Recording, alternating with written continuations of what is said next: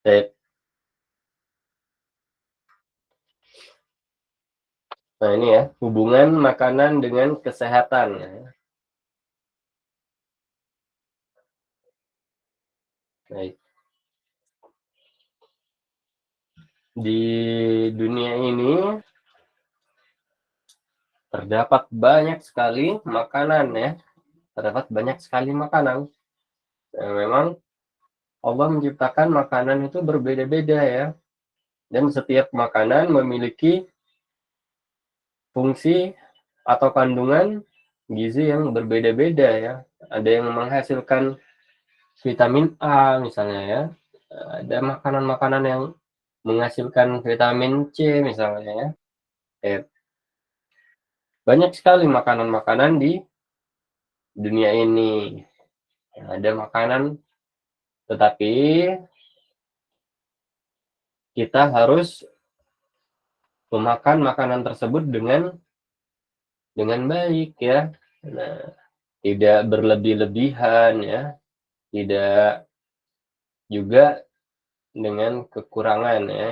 Nah, karena ada beberapa penyakit yang diakibatkan karena kekurangan gizi misalnya ya, atau kekurangan vitamin tertentu ya. Baik.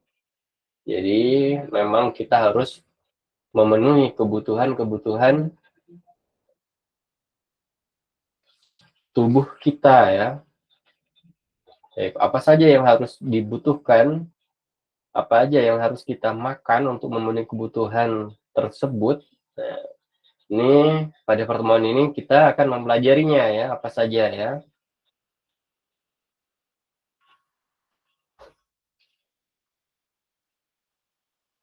Tapi ini ya, setiap hari kita selalu membutuhkan energi atau tenaga untuk melakukan kegiatan. Oleh karena itu, kita harus cukup makan untuk mendapatkan energi ya.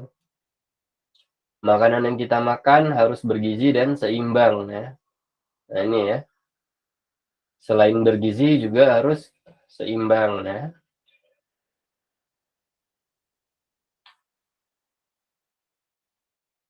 Baik.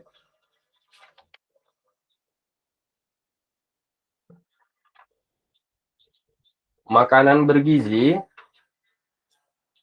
sebagai sumber energi juga sebagai bahan pembangun, pelindung tubuh dan pengatur tubuh ya.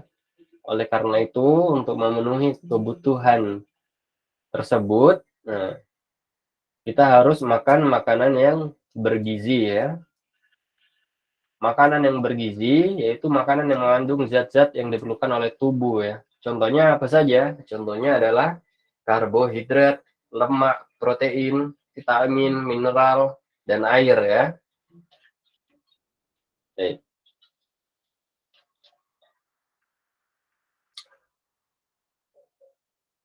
Karbohidrat.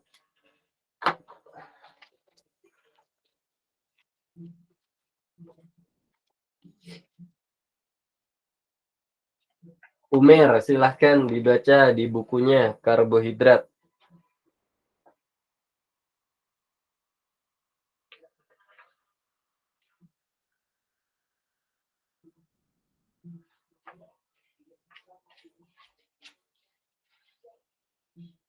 Ya, Kak.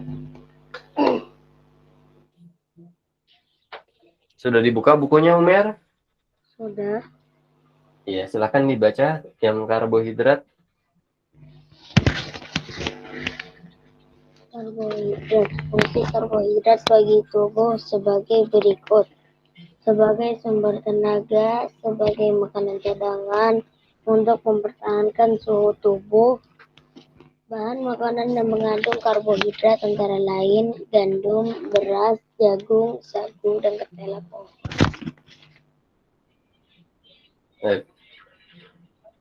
Jadi karbohidrat ini memiliki apa? Memiliki fungsi sebagai sumber tenaga kita ya. Nah, apabila berlebih bisa menjadi cadangan makanan ya, atau makanan cadangan ya. Kemudian juga memiliki fungsi untuk mempertahankan suhu tubuh. Contoh dari karbohidrat, nah, tadi sudah disebutkan ya oleh Umer ya. Contohnya adalah misalnya nasi ya, atau beras ya. Di situ beras gitu ya. Kemudian gandum, jagung ya. Ada roti juga di situ ya. Ketela pohon ya, atau kentang misalnya ya. Ada banyak sekali sumber karbohidrat ya. Dilanjutkan Umer untuk yang lemak. Lemak juga sebagai sumber tenaga. Lemak ini berfungsi sebagai makanan cadangan. Bahan makanan yang mengandung lemak antara lain kelapa, kacang tanah, kuning telur, keju, dan daging. Lemak juga memiliki fungsi yang sedikit mirip ya dengan karbohidrat tadi, yaitu sebagai sumber tenaga, kemudian juga sebagai cadangan atau makanan cadangan ya. Kemudian contohnya dari makanan yang mengandung lemak adalah kelapa misalnya, kemudian kacang tanah, kuning telur, keju, dan daging ya. Nah, kalau di buku di halaman 48 itu ya, ada praktik di situ ya untuk mengetahui makanan yang mengandung lemak atau tidak ya. Nah, ini bisa dengan cara misalnya menaruh santan misalnya ya di atas kertas misalnya ya. Kemudian setelah ditaruh di atas kertas, kertasnya itu kita jemur ya supaya kering. Dan nanti setelah kering itu akan terdapat seperti noda ya, seperti noda itu ya, bekas noda. Nah, itulah makanan-makanan yang berlemak ya, dapat kita tes dengan cara seperti itu ya. Ada yang baru masuk ya? Tidak ada.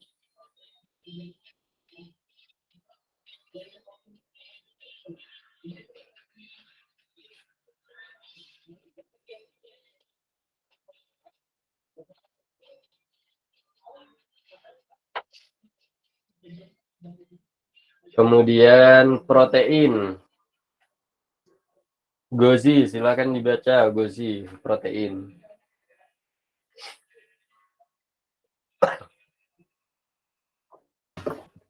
Protein berguna sebagai zat pembangun tubuh.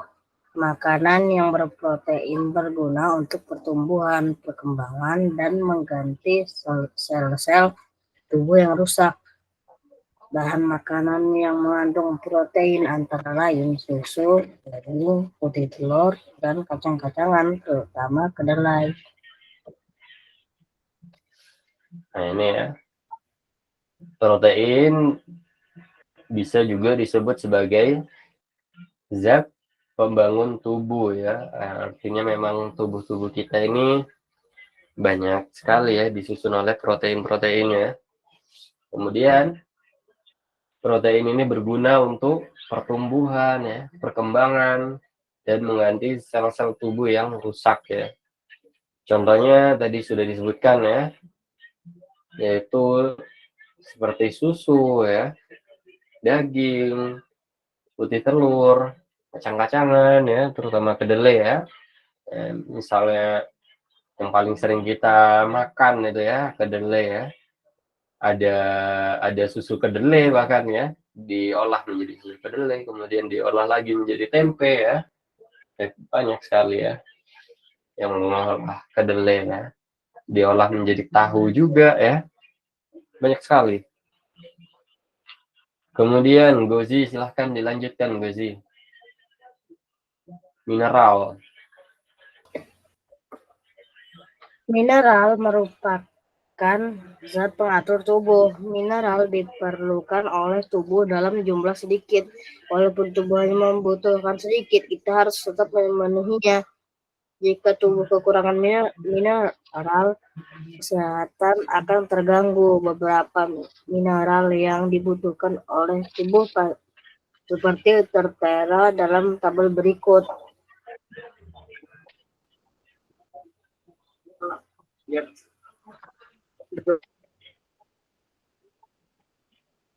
Dibaca gue sih.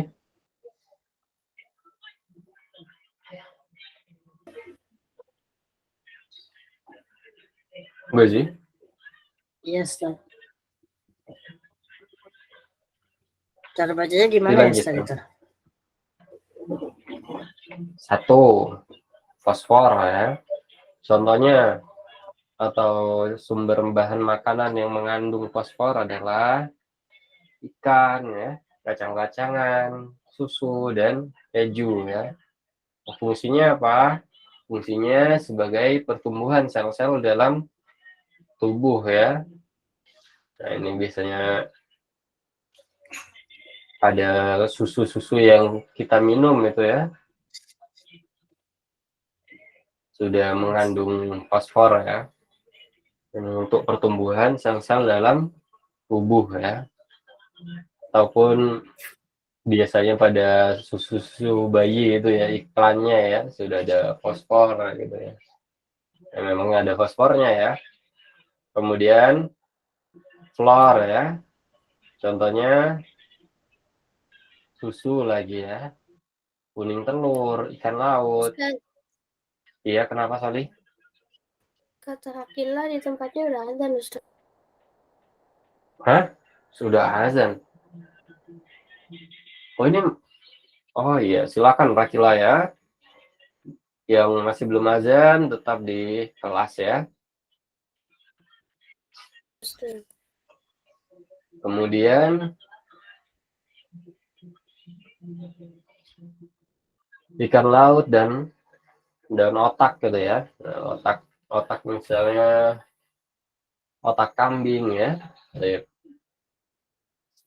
Fungsinya untuk apa?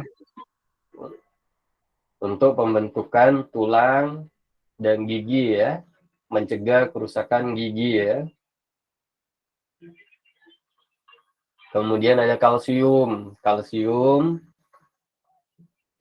Contoh makanan yang mengandung kalsium adalah sayur kol ya, wortel, kacang-kacangan, bawang, susu, dan keju ya. Nah, ini sama ya, untuk pembentukan tulang dan gigi. Kemudian ada zat besi. Zat besi ini seperti yang sering kita ketahui ya, sayuran hijau ya. Yang paling sering adalah bayam dan kangkung ya. Fungsinya untuk membantu kerja otot, saraf ya, membentuk sel darah merah, mencegah penyakit kurang darah ya, anemia ya. Kemudian ada yodium. Yodium biasanya ada pada garam ya, ikan laut ya, sayuran hijau juga ya. Fungsinya juga sama untuk mencegah fungsinya untuk mencegah penyakit gondok ya. Kemudian kita lanjutkan vitamin. Silakan dibaca Alzam. Ya Ustadz,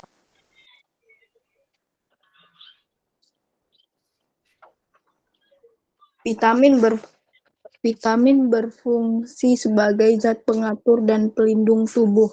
Vitamin dapat mencegah timbulnya penyakit. Sebaliknya, kekurangan vitamin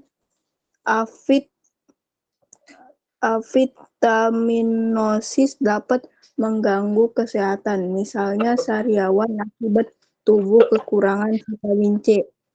Kegunaan beberapa jenis vitamin seperti tabel berikut. 1. Vitamin A, sumber bahan makanan, hati, susu, mentega, minyak ikan, kuning telur, sayuran, wortel, buah-buahan yang berwarna merah seperti pepaya dan tomat. Kegunaan meningkatkan daya tahan tubuh, menjaga kesehatan mata, menjaga kesehatan kulit. 2. Vitamin B1. Sumber bahan makanan daging, hati, telur, susu, beras merah, bekatul, dan kacang hijau. Kegunaan membantu pencernaan makanan, mencegah penyakit beri-beri, meningkatkan nafsu makan. 3. Vitamin C. Sumber makanan buah-buahan dan sayuran segar seperti jeruk, nanas, cabai, tomat, dan pepaya. Kegunaan mencegah sariawan, membantu daya tahan tubuh terhadap infeksi, menjaga agar dinding pembuluh darah kuat, menyembuhkan luka, menjaga tulang gigi dan gusi agar tetap sehat. 4. Vitamin D. Kegunaan sumber bahan makanan. Minyak ikan, kuning telur, susu, mentega, dan ikan. Kegunaan membantu kerja otot dan saraf, membentuk sel darah merah, mencegah penyakit kurang darah, anemia. 5. Vitamin E. Sumber bahan makanan, biji-bijian terutama yang sedang berkecambah, telur, mentega, dan susu. Kegunaan mencegah kemandulan, pelindung sel-sel darah merah, menghaluskan kulit, menyuburkan rambut. 6. Vitamin K. Sumber bahan makanan sayuran hijau, kacang kedelai, susu, kuning telur, bayam, kangkung, dan kubis. Kegunaan membantu proses pembentukan darah. Cukup ya. Nah,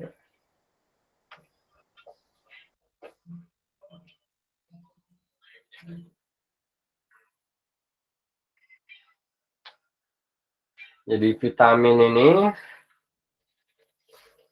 bisa juga disebut dengan zat pengatur atau pelindung tubuh ya. Nah, vitamin ini berfungsi untuk mencegah timbulnya penyakit. Apabila kita kekurangan vitamin atau avitaminosis, nah itu dapat mengganggu kesehatan tubuh kita ya. Contohnya saja apabila kita kekurangan vitamin C ya, ini akan menyebabkan kita sariawan ya. Nah, vitamin A tadi sudah disebutkan bahwa sumber-sumbernya adalah hati, susu, mentega, dan lain-lain ya. Nah, kegunaan vitamin A adalah untuk meningkatkan daya tahan tubuh ya, menjaga kesehatan mata ya, menjaga kesehatan kulit ya. Nah, bahkan kalau kita kekurangan vitamin A, kita dapat menjadi rabun ya, bisa rabun senja ya. Kemudian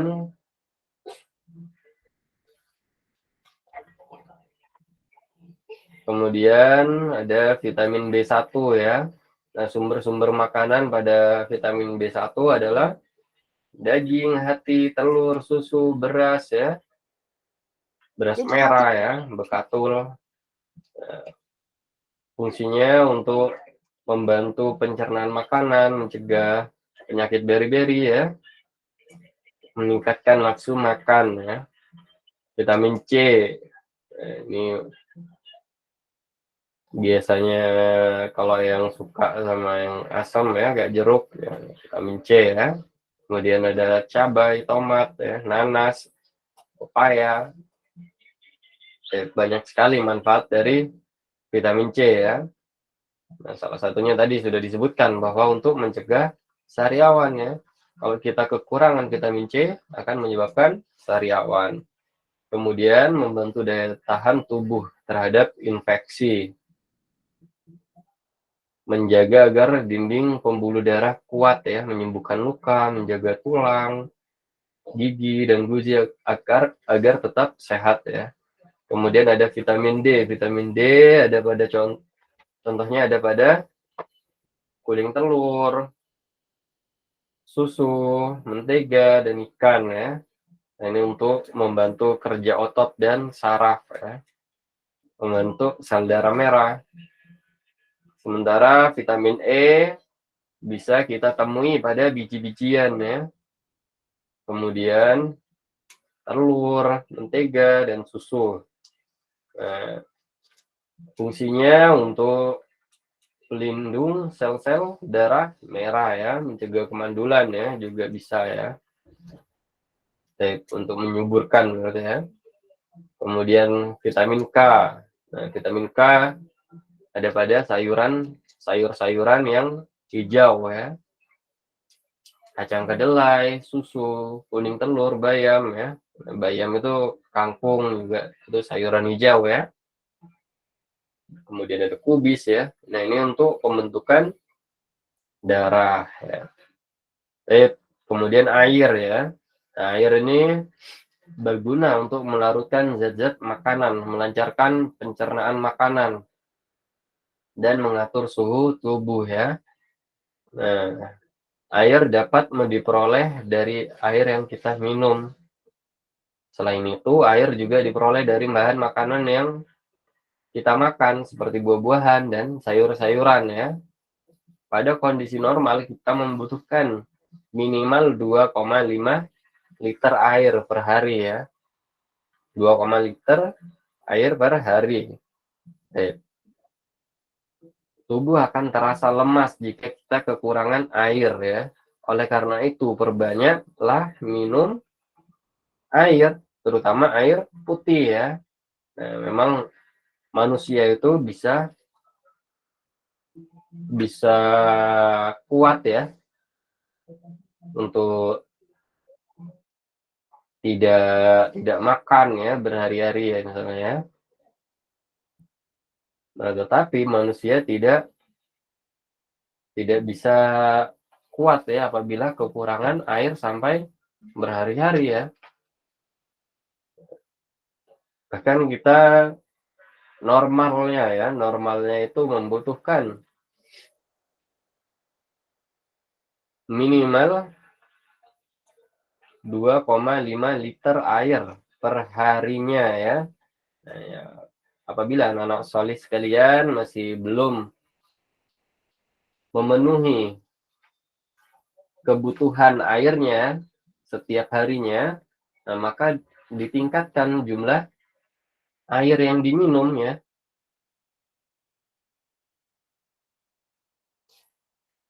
Kemudian makanan bergizi seimbang. Nah, makanan bergizi seimbang disajikan dengan menu 4 sehat 5 sempurna ya. Menu makanan bergizi seimbang terdapat dalam 4 macam makanan berikut. Makanan pokok ya. Nah, ini ada nasi, jagung, singkong, roti, sagu ya, karbohidratnya ya. Kemudian ada pauk ya. Daging, telur, ikan, tahu, dan tempe ya. Nah, ini sebagai sumber lemaknya, sumber proteinnya ya. Kemudian ada sayuran ya. Dan buah-buahan ya sebagai sumber vitamin ya.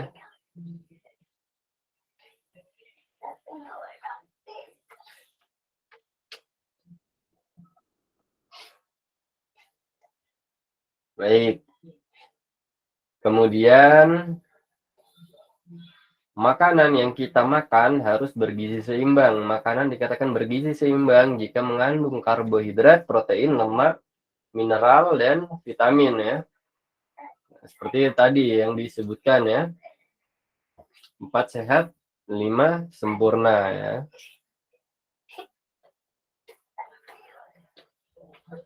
Betul.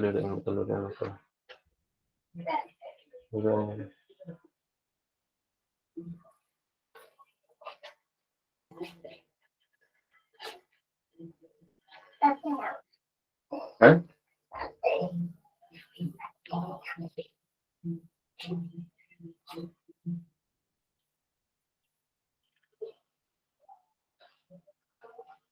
Baik, kemudian cara mengolah makanan. Cara mengolah makanan tetap harus dilakukan dengan benar ya. Nah, supaya apa? Supaya kandungan gizi tidak hilang pada makanan tersebut ya.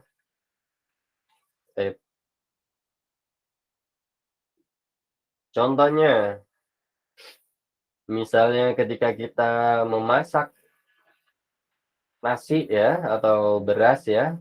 Nah, ini tidak perlu sampai dicuci berkali-kali ya berasnya ya. Itu karena akan dapat menghilangkan ya kandungan gizi yang ada pada berasnya ya. Nah, jadi sebaiknya beras tidak dicuci terlalu lama ya. Kemudian mencuci beras terlalu lama, apalagi dengan meremasnya akan melarutkan vitamin tersebut. Nah, vitamin akan terbuang ya.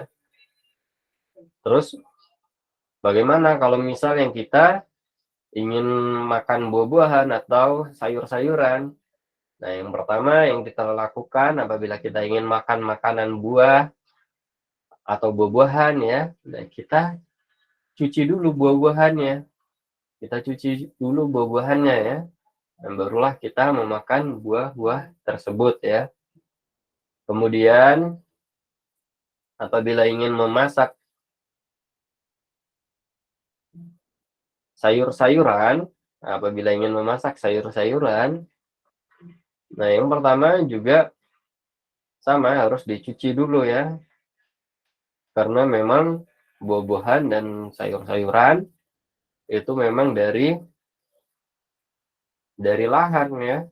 Nah, sehingga masih ada mungkin ada bakteri-bakterinya di situ ya atau ada hewan-hewannya ya. Jadi perlu dicuci ya. Kemudian untuk memasak sayur-sayuran tidak perlu sampai terlalu matang ya.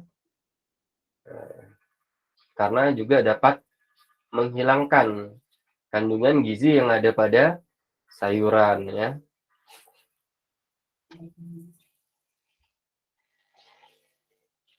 Baik. Sampai sini ada yang ingin ditanyakan anak-anak solih sekalian? Tidak, Ustaz. Tidak, Ustaz. Tidak ada, Ustaz. Tidak ada. Untuk ujian, kenapa, Rafan? Ustaz, tadi yang vitamin A itu hati, Ustaz, itu hati apa?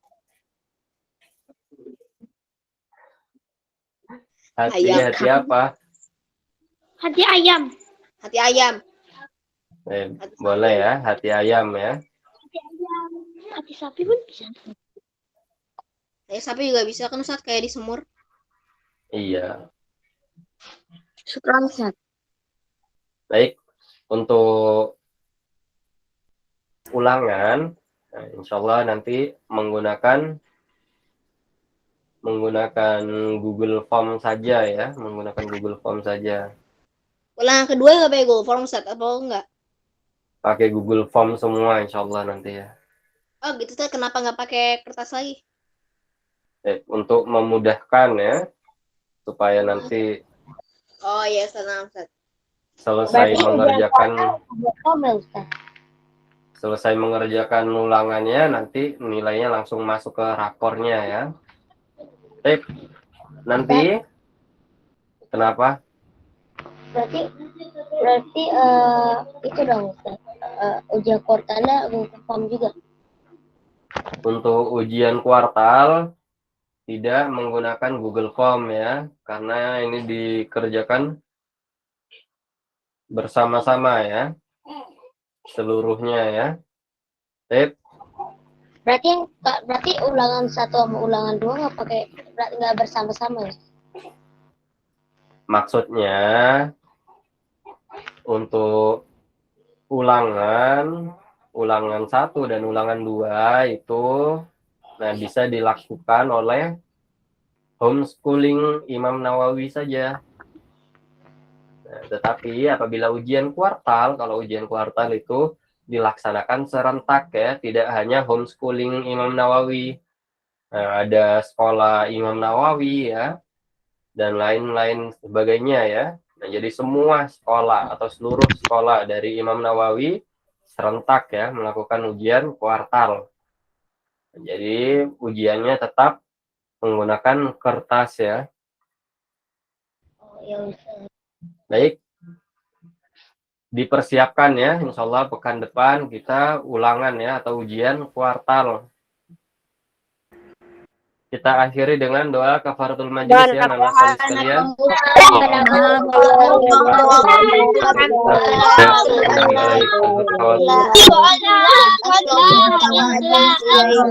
Segera menuju masjid ya, nama sekali sekalian. Segera menuju masjid. Ustadz akhiri. Assalamualaikum warahmatullahi wabarakatuh. Waalaikumsalam.